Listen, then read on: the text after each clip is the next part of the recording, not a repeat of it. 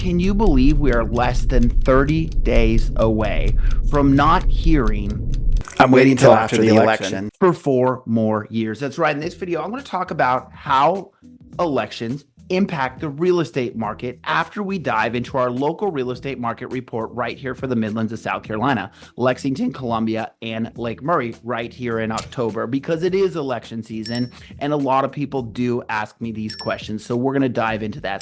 But first, let's get started with the real estate market. That's right. So again, before we dive into what the future may look like and how real estate markets impact it, we're going to talk about what's going on right here in October of 2024. And for those first time watching, right here in the middle of the month, we get the report, compile the data from the prior month to show us what's been going on so you can better help decide if it is that right time to buy or sell. And as always, we get kicked off with new listings right here in the Midlands of South Carolina, Lexington, Columbia, and Lake Murray. And what we saw in September is 1,341. That is up 3.5% from last year at the same time. And you can see year to date up 10.8%. Obviously, we've been coming out of this hole of new listings last year. Now, as you can see, this is down from August, but historically it does dip from August to September. But let's continue on. Pending sales. So how many homes actually went under contract? I tell people this is the current situation, right? Because closed sales is kind of looking at history, where pending is what people are actively doing during this month. And I'm going to talk about Helene, because obviously this happened in September. And it was very interesting to me because I thought this was going to impact the real estate market a little bit more in our area. But let me talk about pending sales and then I'll answer that. So in September, we saw 1,037 pending sales. That is up 4.5% from last year. Obviously, it's a dip from August, but again, historically, it does dip in August, but up from there, up 3.9% from last year. So again, when Helene hit, a lot of people have asked me, and I put up a post in our area. And so rain was not as catastrophic in our area as it was back in that 2015 storm we had, the 1,000-year storm. But there was a lot of wind, a lot of trees down, a lot of power outages. I didn't have power. My assistant didn't have power. Internet was very difficult. And this is where I say it was very interesting, because once we got internet back, my assistant went into our system and there were people that had reached out. And when she reached out to someone and said, hey, sorry we missed you, we're happy to help you out. They said, hey, I've already bought a home. That's right. Even in the midst of all of this, one of the agents in our office, there's a listing they have. That listing did not have power, did not have internet. The kids were at home, right? Schools were closed. And there were people that are like, hey, can we see this house? In the midst of people with no power, no internet, they're still trying to get in home. So that was very interesting to me to see that dynamic, that life just kind of goes on for a lot of people. I need a house. I understand you don't have power, but this house may be my house. Either way, let's continue on, because again, I thought this was going to be a factor in this, but it was clearly not, as we did see that uptick from last year in pending sales. But let's continue on. Next, we roll into closed sales. Again, this is looking backwards, how many homes actually closed. And so what we saw in September was 996. And as you can see, that is down from last year. So, comparing pending to close, you kind of can see that. And obviously this correlates back to the actual inventory out there, but we'll talk about that in a little bit. I don't want to get too ahead of myself. And as you can see, down from August, but still year to date, it's still up 2.6%. Let's continue on. Days on market to sell. How long are homes taking to sell? Again, remember, this is the average number. And I tell people this all the time. There's a lot of homes that do sell in less than a day. I had a client that reached out to me recently and they're like, oh, I love this house, went under contract in 2 days. And I'm like, wait a minute. This is odd, because I have saved homes in my inbox from when we come into town that have been on the market for 45 days. And this one went in less than 2 days. And so you have that mixed dynamic, but the average we see right now is 45 days on market, which is up 32.4% from last year at the same time and up 15.4% year over year. So again, very mixed dynamic, but what I've been telling people time and time again is the majority houses are taking a little bit longer. There are just those turnkey houses, certain price points, certain neighborhoods, certain areas that homes still fly off the shelf. Continuing on though. Median sales price. So again, median math class, that middle point. We'll talk about average after this. You can pick your favorite average, you add them all up, divide. But in the median, we see 274, 198. That is up 5.5% from last year at the same time. So you can see this ticking up, and obviously the highest increase we've seen throughout the year after we had that dip down to, if you remember that during that video, it was at 0, but they readjusted to 0.1%. But you can see the highest jump we've had this year. Still, that average, because of those, up 1.4% year over year, which is trending still slightly lower than last year, but obviously going back to 22, 17.8%. So kind of correcting back to that normal level of growth that we historically had. Again, I've talked about before, historically, we're at about a 5% year over year growth. And obviously we saw the same spike in 21, 22 that many of you did, but let's continue on to average. So the average sales price, again, what we saw in September was $323,629. I want you to see something here. So in September, the median sales price actually dipped from August, where the average went up. So again, very interesting dynamics. That's why I say pick your favorite. There's a lot of things that can factor into each one of these. So I'm not going to sit here and play favorites. Obviously up 11.5% from last year at the same time, where you see last year we had a dip in August, but again, or August to September, this time it's up. And now we're trending back to 4.6% year over year. I said at the beginning of the year that, that 5% was what it looked like we were trying to get back to, what we used to be at. And it looks like it's trending back that way. Obviously, we'll see as we get closer to the election year. Now, again, we're going to talk about those stats in just a little bit of how that impact happens. But of course, you do have people that say, I'm waiting till after the election, but we'll see how October plays out. Percent of list price received. How much are people receiving for their homes when they do actually go under contract and sell? What we see is 98.3%, down from 98.6% last year, just a slight dip, and down from August. So again, as you have less homes selling fast, you have less of those multi offers out there. As well, I talk about all the time is new construction. So new construction, most of them do not tend to negotiate. So those are going to sell at 100% just about every time. So that's going to keep those marks right there. And so that's why you're always going to have that slight edge on that, at least in the current market. Going back pre-pandemic, there was a bit of negotiation in new construction, where now what we're seeing is I'm helping a lot of buyers get more of the incentives. Free fences, free blinds, free fridges, those types of things. And we're seeing more of that, especially here as we roll into fall. And historically, that's what you see, where, $15,000 in closing costs and all these things. Do we start to see them a little bit budge on the price point? We'll see as we roll into fall a little bit deeper here. But right now, like I said, massive incentives on the backside of those, whether it's those rate buy downs or getting free incentives that I've gotten for a lot of my clients. Again, let's continue on. Housing Affordability Index. I'm just going to read it. Best way to explain it. The index measures housing affordability for the region. For an example, an index, what we have, 115 means the median household income is 115% of what is necessary to qualify for the median price home under prevailing interest rate. Higher number means greater affordability. Obviously, you can see this affordability going up. Part of that is because of that median price dip.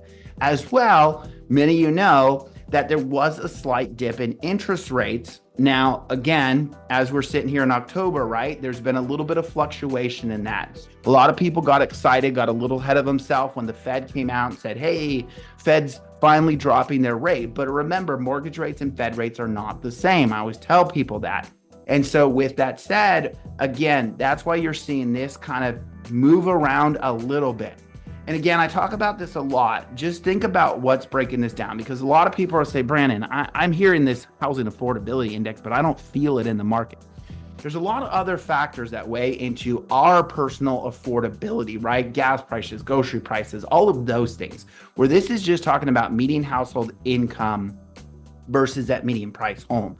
Again, I don't want to continue to go down this road and this tangent, but that's why a lot of people are feeling that difficulty, but the numbers aren't reflecting it because of those other factors. Continuing on though. Inventory of homes for sale. Like I said, this is what's going to take up because of that gap between the closed sales and the new listing. When you see 2913, up 37.6% from last year. Now, again, from last month, only up 2. So that gap isn't moving around quite a bit. And again, if you look at the long-term graph here, you can see what I've been talking about for so long.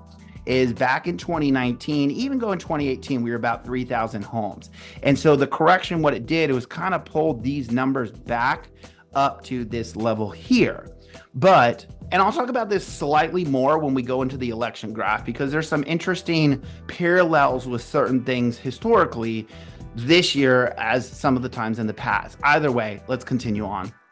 Monthly supply of inventory. Again, for those first time watching, this is how we as agents determine whether or not it's a buyer's market or a seller's market.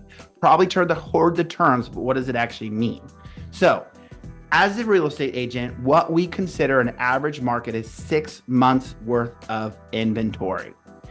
Anytime you have more than 6 months worth of inventory, that's when you're in your buyer's market, because at that point, the supply out there has exceeded the demand out there.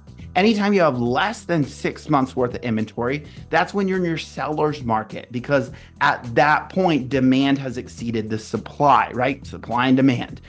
What we have is 2.7 months worth of inventory. And again, as I've been telling people time and time again, a lot of people are like, oh, it feels like a buyer's market. It's just simply because we were in such this deep hole where multi-offers were everywhere. And so when you come to the point where now you can negotiate on a home, it's like, whoa, I have this advantage. No, that's normal in real estate. Normally, you should be able to do some sort of negotiations with this slow increase in price. And so that's why I say for some people, it feels like it's shifting to a buyer market. Now, I'm not going to go, because we're going to talk about the election stuff. I'm not going to go into this in detail on this, but I've also talked about how this is hyper local.